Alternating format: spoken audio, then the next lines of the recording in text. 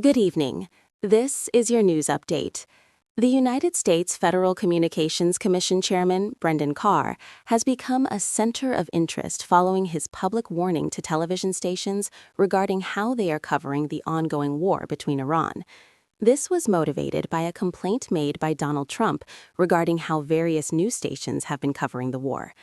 The comments made by Carr implied that television stations risk facing action during future renewals if they are seen to have included false information in their coverage. Although the tone used by Carr was severe, legal experts have expressed that the Federal Communications Commission has little power to enforce the threat made. According to legal experts who are knowledgeable about the laws guiding television stations, the stations are not currently in danger of having their licenses revoked because of Carr's comments. This is because he made a statement on behalf of the government, which is seen as a move to further the agenda of the Trump administration. The Trump administration is also part of a larger discussion on how the White House should interact with the media and entertainment industries. There is a general consensus that recent actions by the administration are an attempt to put pressure on various media organizations or entertainment companies that have been a target of President Trump. Therefore, it is no surprise that a recent statement by the FCC chair has been a topic of interest among various legal minds, media activists, and organizations. The controversy began when President Trump expressed his dissatisfaction on Truth Social regarding how the Iran crisis was being handled. Shortly after, FCC Chair Carr expressed his views on X, arguing that various media stations that were spreading hoaxes or false information regarding the crisis should change their strategy prior to when their licenses are up for renewal. According to Chair Carr, TV stations have a chance to change prior to when their licenses are renewed. The chair also argued that TV stations have a responsibility to uphold the interest of the public. If they fail to achieve this objective, then they risk losing their licenses. The issue has been making waves on social media, but many believe that it is unlikely to have a significant impact. According to various researchers who study communications policy, it has been decades since the FCC has denied a broadcast license renewal. The reality of this has been such that many have viewed Carr's comments as more of a threat that is symbolic than an actual regulatory threat.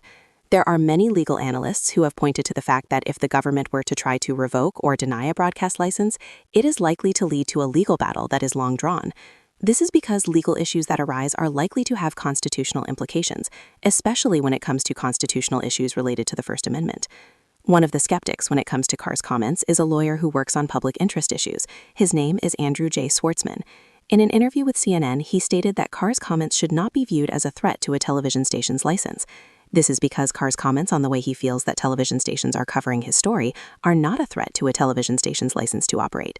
He also stated that he believes that television stations have a great deal of legal protection within the United States regulatory framework.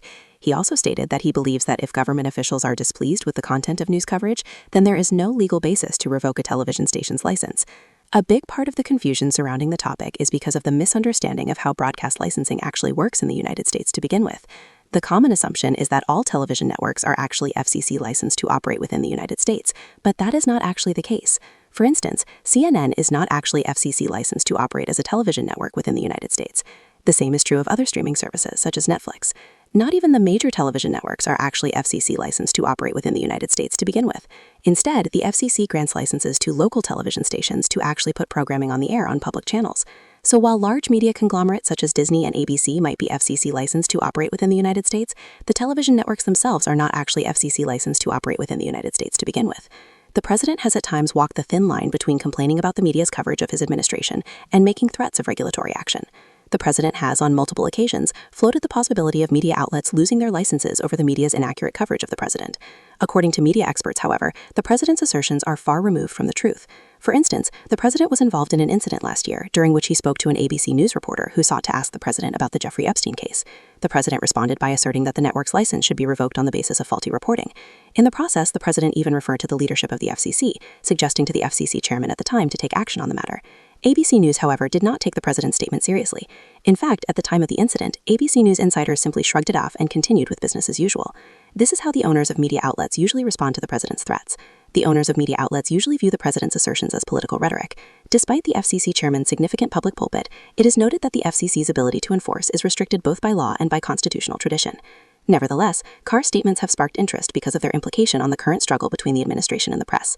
As the debate continues to build, both supporters and detractors of the administration are seeking to draw from Carr's comments and the FCC's role in overseeing the regulation of broadcast media. As the situation continues to develop, the current focus is on the legal framework surrounding the regulation of broadcasts and why many consider the chairman's warning to be of limited consequence.